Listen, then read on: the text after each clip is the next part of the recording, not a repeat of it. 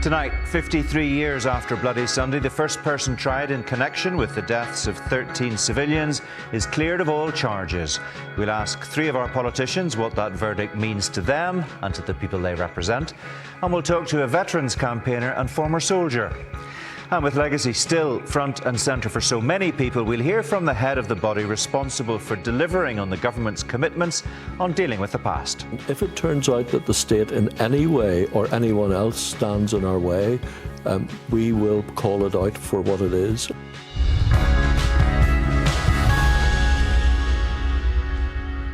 Hello, that interview with Sir Declan Morgan is coming up shortly. In it, he rejects unionist criticism of the Soldier F case as a show trial. He says the ICRIR is now dealing with more live murder investigations than the Met, and he reveals he's written to the family of Sean Brown, outlining how he thinks he can help them take their case forward. But first to that verdict finding Soldier F not guilty of all charges relating to the events of Bloody Sunday. For reaction to that, I'm joined in the studio by David Crabb, the president of Decorum NI, a support group for Security Force veterans, the Alliance Party MLA Nuala McAllister, the Sinn Féin MP John Finucane, and from our Foyle studio by the SDLP MP Colm Eastwood. The DUP told us it had no one available to take part in tonight's programme. So welcome to all of you and thank you for being here tonight. Colm Eastwood, first of all, the court couldn't convict Soldier F of murder or attempted murder on the available evidence in this trial. Was it worth all the effort involved in bringing the case before a judge? Well, first of all, I'm very proud that the Bloody Sunday families brought not just Soldier F to court today, they brought the British state to court. And the world now knows and has known for some time what we always knew, is that every single victim was innocent, and that Soldier F and other soldiers went into the bogside, shot people who were unarmed. They knew they were unarmed. Those soldiers were under no threat. They didn't feel like they were under any threat. And in my book, that's murder. Now, the fact that they couldn't make the case stack up because it has been so long, because the RUC and the authorities failed to properly investigate this at the time, because weapons went missing, evidence went missing, and the MOD, through the Royal Military Police, alongside the RUC, had a deal that the soldiers who committed murder would be questioned, not under oath, not under caution, not with any legal support. And that meant that every case between 1970 and 1974 involving British soldiers would be almost impossible to properly prosecute. But the blame isn't with the people who made sure that guy had to face his victims in court, but of course he didn't even face them. He hid behind a curtain. So I think it was absolutely right that those families got their day in court. It would have been much better if all the blockages had not been put in their way to achieve justice today. OK, but there was not sufficient evidence brought before the court to be able to convict Soldier F. And in a way, you've made my point for me, because we already know that Soldier F played a part in the unlawful killings in Glenfadda Park North on Bloody Sunday. The judge made that point today. And of course, the Savile inquiry was clear about that 15 years ago when it published its report. So how has taking this case advanced the cause of the families in any material way? Because Soldier F and his supporters can say he was found not guilty of all 7 charges he faced in court. Well, I've heard a lot of, frankly, sickening commentary this evening and today from unionist politicians, not least the leader of unionism in the north of Ireland, where they don't mention the victims of Bloody Sunday and they come out in support of this man. Now, some of these people should know better, and all they need to do is go and read the Savile report. Remember, an international judicial inquiry of fact set up by the British government, led by a British justice, where Soldier F himself admitted to shooting multiple people on that day on Bloody Sunday and killing them. These are people who we've since found, and we've always known, but it's since been proven beyond doubt, that none of those people were carrying any weapons. They were posing no threat to any soldier. So what is it that makes unionist politicians, I am furious about this tonight, what is it that makes unionist politicians think it's okay to come out and support a mass murderer? OK, I would like to be able to ask questions of unionist politicians tonight, and we've tried to get someone here, and we haven't been successful in that regard. And Soldier F was found not guilty of murder today, and that is a fact that can't go away or won't go away. John Finucane, your colleague Michelle O'Neill has said it's deeply disappointing that the Bloody Sunday families faced a continued denial of justice. You're a lawyer. Did you really, in your heart of hearts, expect to see a conviction on the evidence presented to the court in this trial? Well, to the Bloody Sunday families, to those whose loved ones were murdered, to those who were injured, to the entire people of the city of Derry, this is a deeply disappointing day. It's a disappointment that is felt beyond Derry, right across this island and indeed internationally. But the acquittal of Soldier F does not vindicate him. It indicts the system that was designed to protect him. 5 months prior to Bloody Sunday, the same battalion of the Parachute Regiment murdered 11 people in Ballymurphy. On the day in question, he entered into the bogside. He fired multiple shots at unarmed civil rights campaigners and was responsible for multiple deaths. The collapse of today's prosecution was seeded in 1972 and was fertilised for over half a century by a British government and British state that had no appetite for the truth and no intent to bring one of their own to justice. So here's my question. Is it enough, as far as you're concerned, that Soldier F was made to stand trial for his part in Bloody Sunday, even if a conviction was impossible today? All of the tests that would have to be gone through for any case to even reach a Crown Court to go to trial were passed in this case. The case met the test for prosecution. It wasn't dismissed from the outset. It certainly wasn't dismissed despite multiple applications. The test that the judge applied around beyond a reasonable doubt is there to see in the judgment. As I say, it is deeply disappointing, but the court has to apply the rules as they stand today. For me, I think the question is why this case collapsed. It's already been touched on by Colm and by many people throughout the course of today, not least the families. But the seeds of this were sown at the time whenever the police, the British Army, had no intent to treat Glenfadda Park North as a crime scene, had no intent to treat those who lay dead on the streets of Derry as victims. And in fact, even worse than that, they blamed them. And they blamed them not just in the days afterwards, but for decades afterwards. And to the Bloody Sunday families, I think their dignity, their endurance, their moral compass and clarity stands in stark contrast to how they have been treated. And I want to assure them tonight that no matter how they're feeling, they remain an inspiration personally to people like me and my family, but also to many other families who have had to take on the might of the state. Nuala McAllister, does today's verdict help or hinder progress on dealing with legacy issues here in your view? Well, first, if I say today, my thoughts are with the families of the victims who died on Bloody Sunday. I don't think today was a celebration or a joyful occasion for anyone, whether that be for Soldier F or the victims or families who sat in the gallery today. I think unless we find a way to actually deal with our past, then we're going to be seeing it again in the future. Justice should always be an option.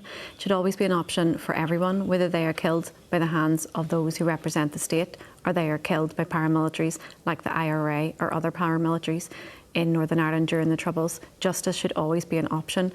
It's important that any family should be able to pursue that. It's really difficult that today's verdict was disappointing to so many.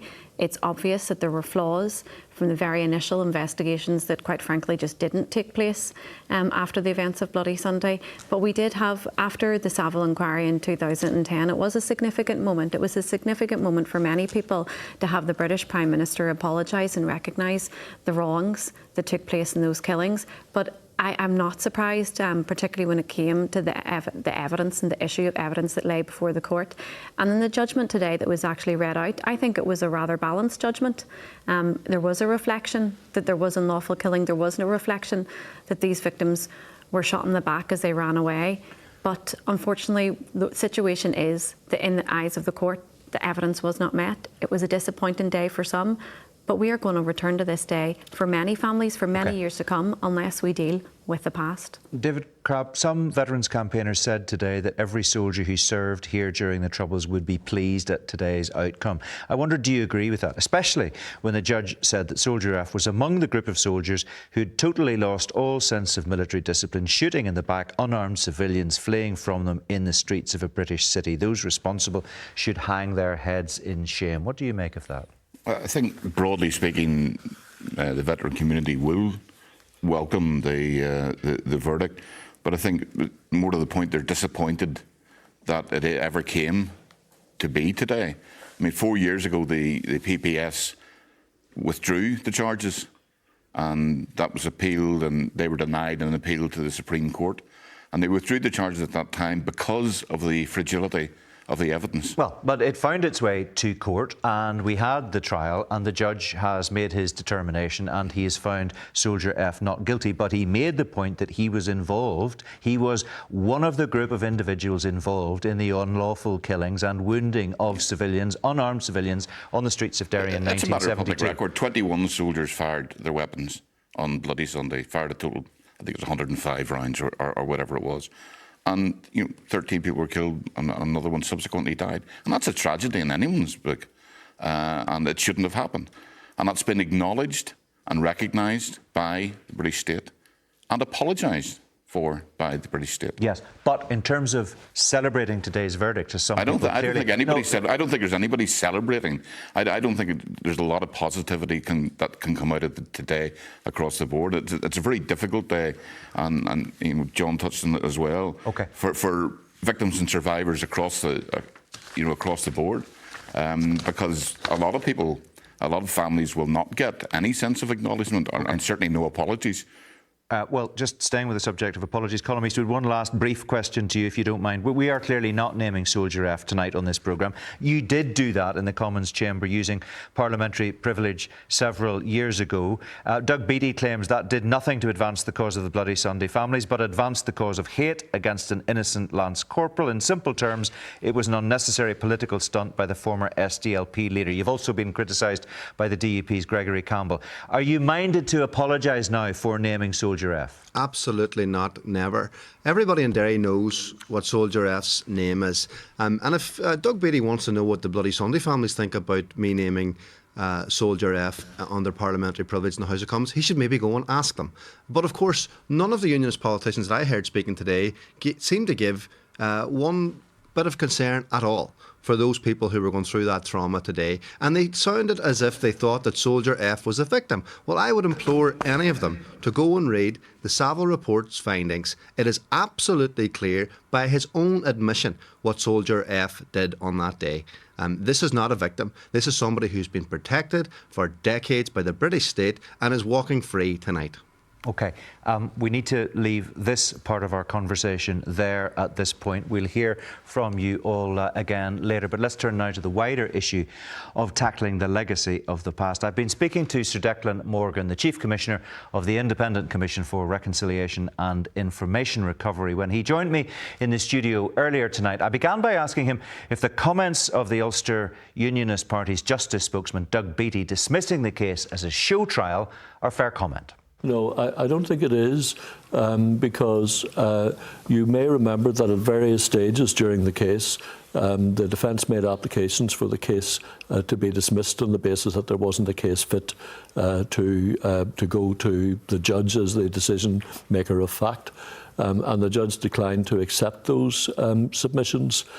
So I think that means that that one can't just dismiss this as a case which was hopeless from the start, as it were, because if that had been the case, the judge would have acceded to the applications.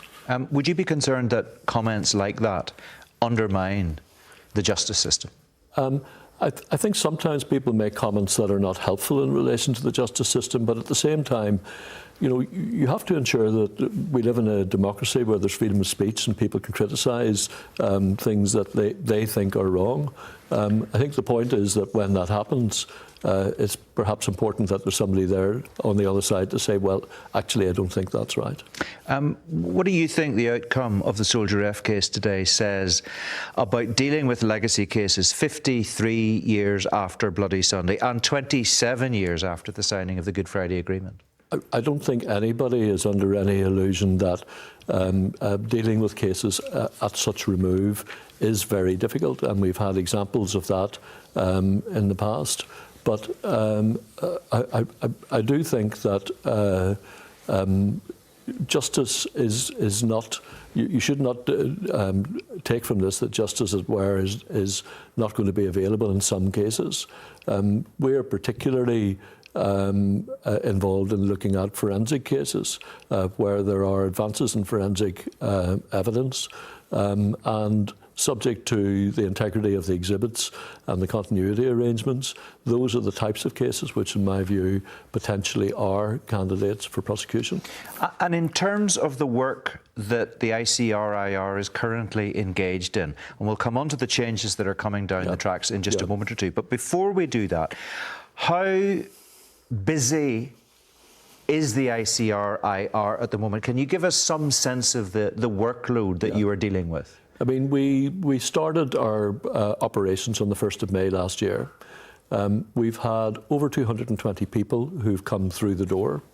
We now have 102 investigations which are ongoing. My team tell me that we've more live murder investigations going on in the ICRIR than the Met. We're looking into a total of 182 deaths as a result of that. I mean, that is a pretty substantial body of work that already we have got in place. We find that cases are coming to us at the rate of about 11 a month, and that has been a pretty steady run and appears, month on month. There's no indication that that is falling off now. I think at some stage it will. But certainly there's no sign of it so far. And are those inquiries coming to you from across the board, or are they tending to come from one particular quarter rather than any others? Well, I naturally anticipated you might ask me something about that. My estimate, and it is no more than an estimate because we don't ask people about the background from which they come, but we can make considered judgments.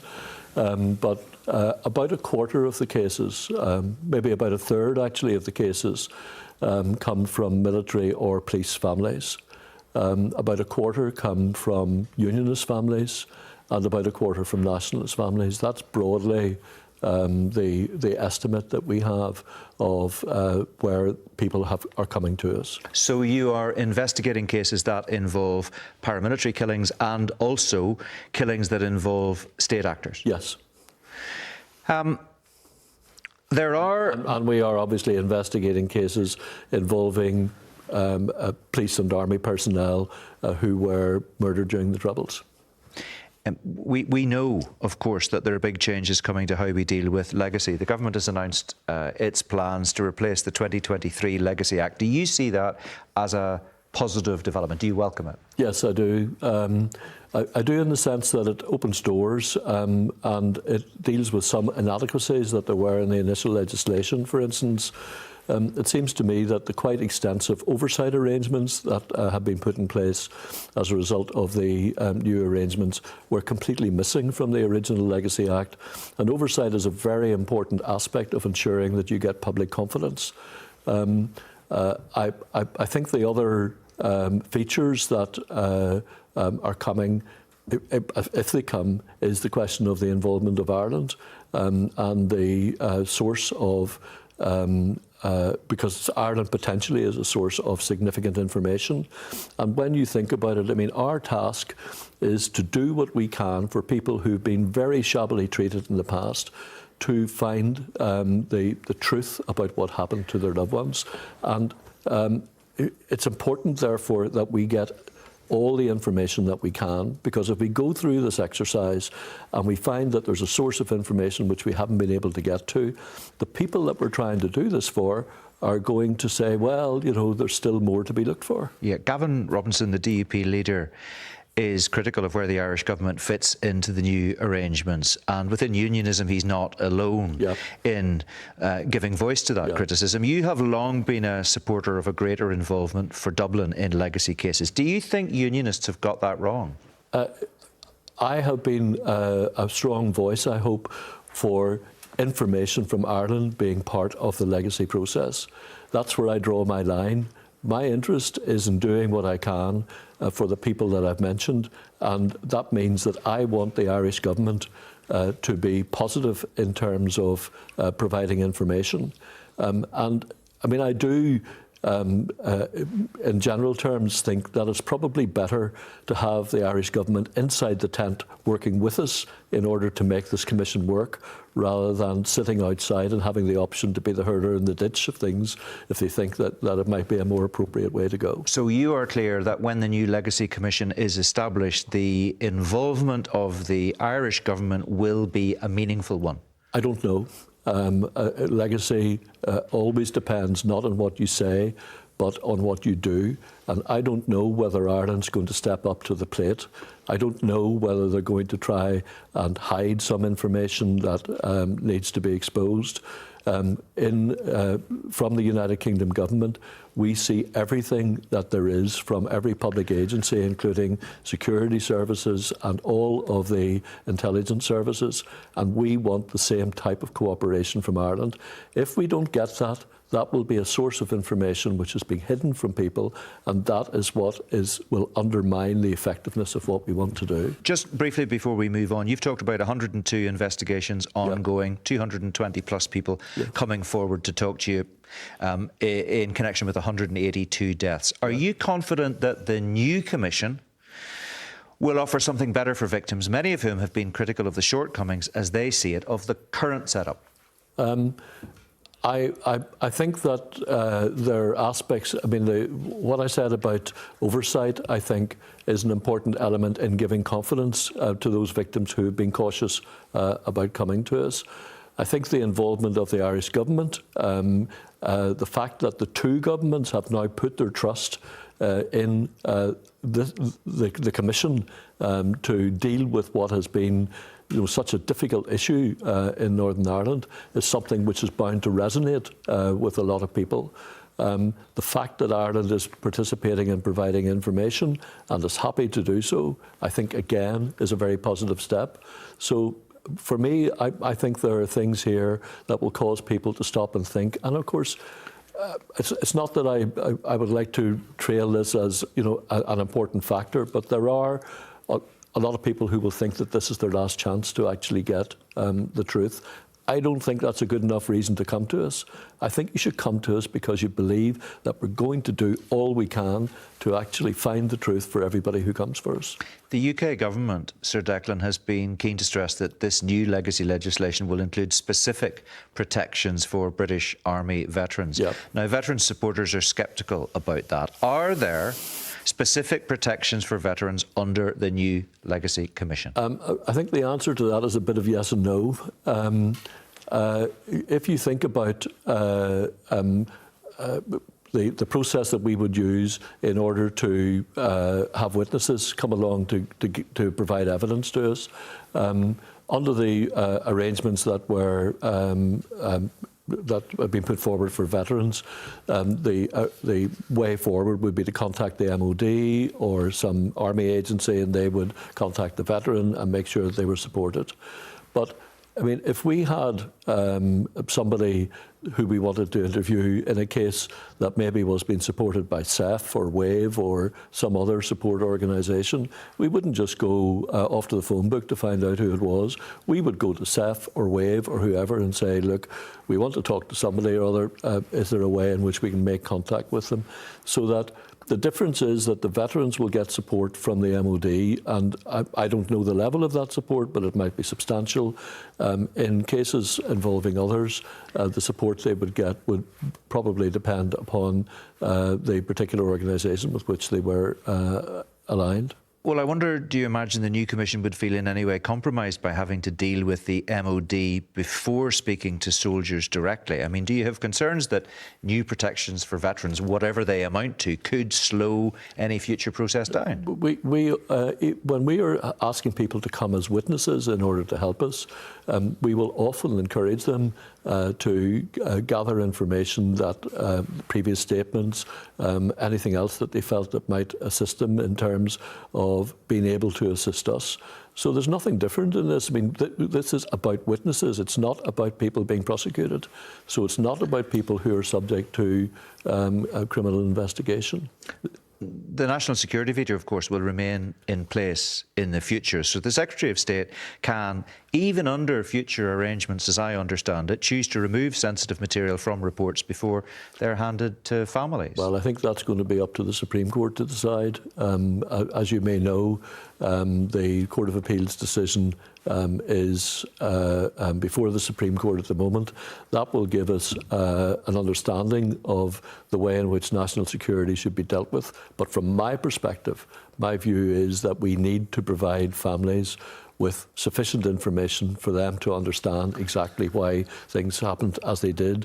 And that may mean from time to time that we have to gist sensitive material, but we need to work hard at ensuring that we can produce gists that are going to be meaningful from families. But you can understand why families would be nervous about coming forward if they feel that at the end of the day, the information that you might want to give them, you're prevented from doing. I understand that, and I think that's why it's important that we understand from the Supreme Court how we go about this. But I think you do have to stand back and be, to some extent, realistic, because we have some experience of this type of veto before. There are umpteen public inquiries, all of which have been subject to exactly the same veto. And I know from my own experience that in very, very few cases has there been a restriction order which has remained in place. I am aware of circumstances where Secretary of State indicated they were going to impose or issue a restriction order where the inquiry chair has gone and said, I think we should have another think about this, and another think was had. We haven't got time to talk about too many cases here. Yeah. It simply wouldn't be possible in the time allotted to us. But there is one that I want to touch upon because it's been in the headlines a lot recently, and that's the case of Sean Brown, who was murdered by loyalists in 1997. And the coroner said he couldn't deal with national security issues. He said the intelligence couldn't be explored by him, so the inquest couldn't proceed. So a public inquiry would be required. That seems to be stuck in the system at the moment. There's the possibility of these enhanced inquisitorial proceedings when the Legacy Commission is set up, but that is some way down the line. Where does this development leave Mr. Brown's family? I have written to the Brown family solicitors some months ago and indicated to them that if this case came to us, that we would be in a position to carry out our scoping exercise and to examine all of the material that was available and to look at whether or not a criminal prosecution was viable in relation to that case. And that by the time that we had completed that exercise, it seemed to me that we would be well down the road of being close to the powers that would enable us to hold the public hearings. So you've written to Sean Brown's family. To the solicitors. Yeah. So you haven't heard back? No, I haven't heard back. I'm not necessarily, I'm not criticising that. No. I'm simply saying that the reason we did that was we wanted to be sure, because, I mean, I think, there's been such a degree of publicity about this and the effect on this unfortunate lady, the widow of this man. We wanted to be sure that there was an understanding of what we could do. We perfectly understand that if the lady doesn't wish to avail of it, she doesn't have to come back to tell me it. I mean, I'll take her silence. But your point is that you believe there could be a public inquiry style proceeding under the Legacy Commission that could examine this case. But of course, time is of the essence because Sean Brown's widow, Bridie, is now 87 years old and she's been waiting for information and justice for 28 years. I know about time being of the essence, Mark. I had a case recently involving someone who's been with the Commission for a while and who then unfortunately developed a terminal illness. And we were working on the case and had got quite way through it. And then I got a call to say that he'd taken a turn for the worse, and he lived in England and was now going to a hospice. We obviously couldn't provide a report within that sort of time, but I flew over to England and met two of my investigators. And we went to the hospice and we met the family. And when he was ready, we went in to see him, and we spent an hour with him where we took him through everything that had happened to his dad and explained the circumstances of the death and the factors which influenced the way in which it happened. He asked us loads of questions during the hour that we spent with him, and then thanked us for what we'd done. And it was clear that for him, this was like a debt of honour to his father that he was satisfying. It was a very emotional experience, and he obviously was close to death, and indeed he died about a week later. So I'm conscious of the fact that time is passing and that people are suffering, and that we need to do something about that by getting ahead with providing people with answers. Just a couple of things very quickly to bring our conversation to an end. The new Commission will have an oversight board with an independent non-executive chair. There's no chief commissioner, which is currently your role with the ICRIR. Are you planning to stay on? Not as chair of the board, which is effectively the position that would be there. I had recommended the change because the arrangement was that it had to be somebody who held high judicial office. When I was appointed, I think there was one other person who might have been available to be considered. Didn't sound to me like it's a very good pool for getting a chair for anybody.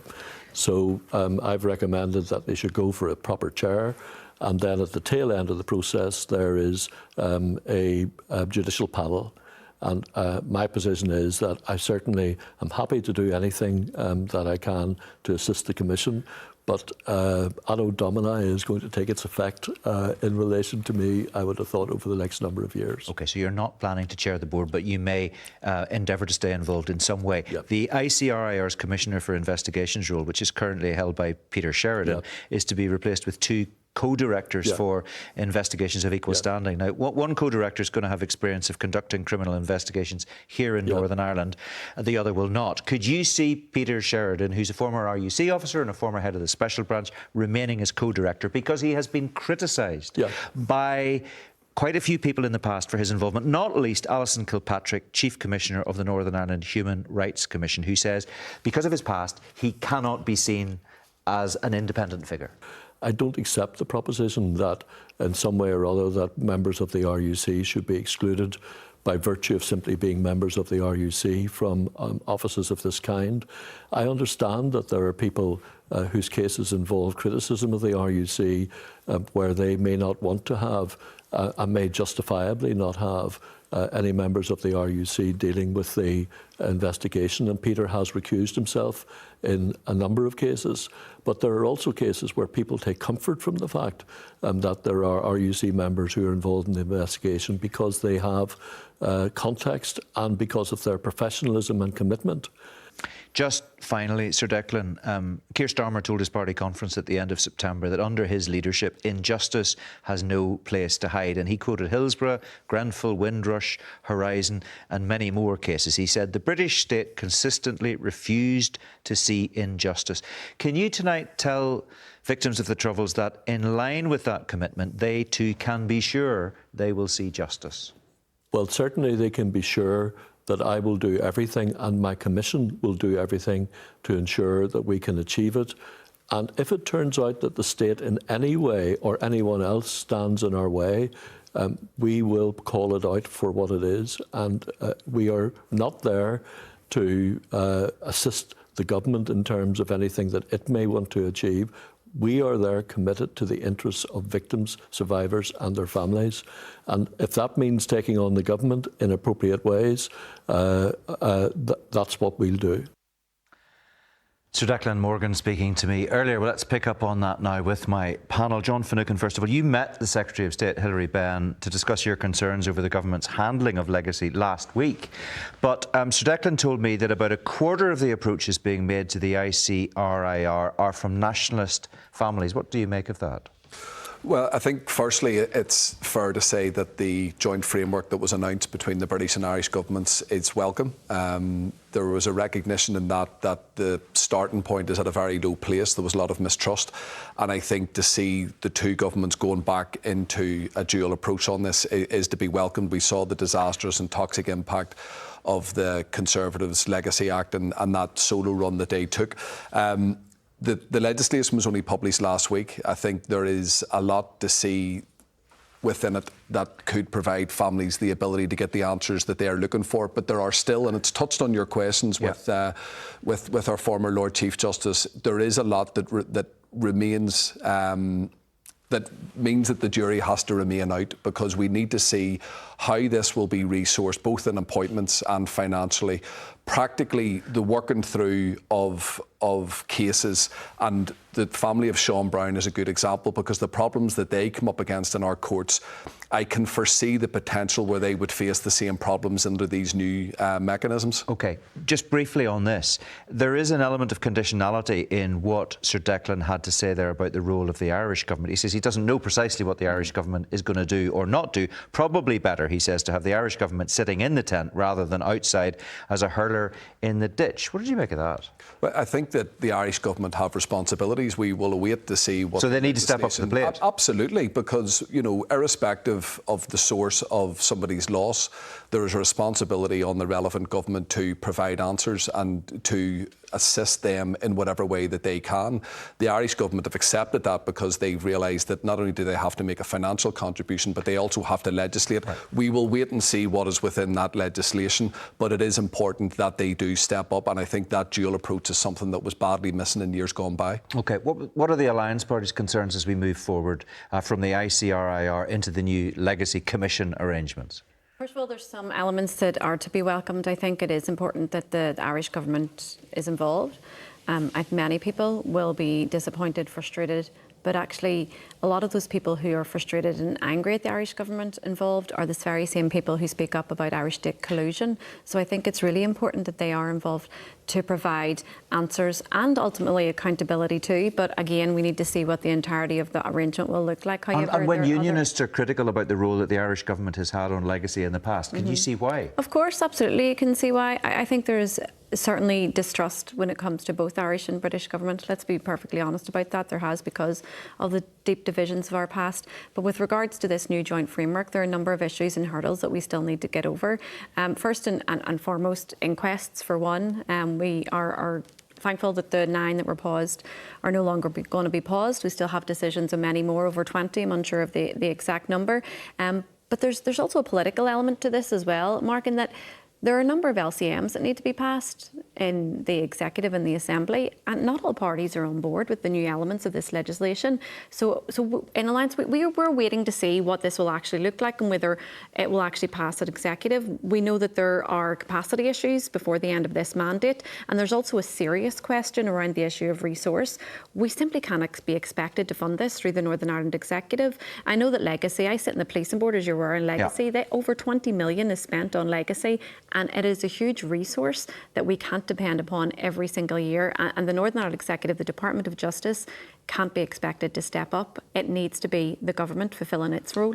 David Crabb, I don't know about you, but I didn't detect too many significant protections being in place under the new arrangements for veterans. Did you get anything out of that you would point to as reassuring from your perspective? No, I mean, there was a list produced by the Minister for Armed Forces of 6 so-called protections, and there's nothing in them that's unique in any way. So in that, those protections are available to anybody, yes, not specifically to the veterans. only thing I think is the cold calling. So is the government overplaying that? I think the government is attempting to exercise duty of care to its former employees, something it hasn't been particularly good at in the past. But I don't think there's anything unique in it at all. I don't think there's any And I don't think there's any prejudicial safeguards either. OK. But as we move from one system into the other, and we heard Sir Declan saying that he expects that this will be in place towards the end of next year, end of 2026, start of 2027. Are you positive that this is something to be welcomed, that the system will be better under the new regime than it is currently, or not? I would be hopeful that it is better, and certainly there's a lot of reinforcing done. But as John has said, a lot depends on what is actually legislated for at the end of the day. We particularly welcome the Irish government moving forward on this. I think there's a lot more to be done by them. And when you look at the framework document, their commitment is half a page of the 10-page document, and it's very woolly worded. For example, the new Garda unit that has been set up is to set up to look at, investigate unresolved troubles-related incidents within their jurisdiction. That's incidents within their jurisdiction. The building of a bomb or the conspiracy to murder taking place within their jurisdiction isn't being investigated because the incident will have occurred outside their jurisdiction. So there's a lot to be fastened down in that. And Sir Declan mentioned about oversight. You questioned him about oversight. Where's the oversight for the Irish Republic? OK, all right. We touched on a lot of issues. We've probably set up more questions than we've delivered answers tonight, as is often the case. We've got to leave it there. Thanks very much indeed. That's it for tonight. If you want to catch up on any of our content, you can find it all in one place on bbc.co.uk/newsni, down at the bottom of the link. For now, though, from all of us, thanks for watching. I'll see you on Sunday Politics, as usual, at 10 o'clock on BBC One. Bye-bye.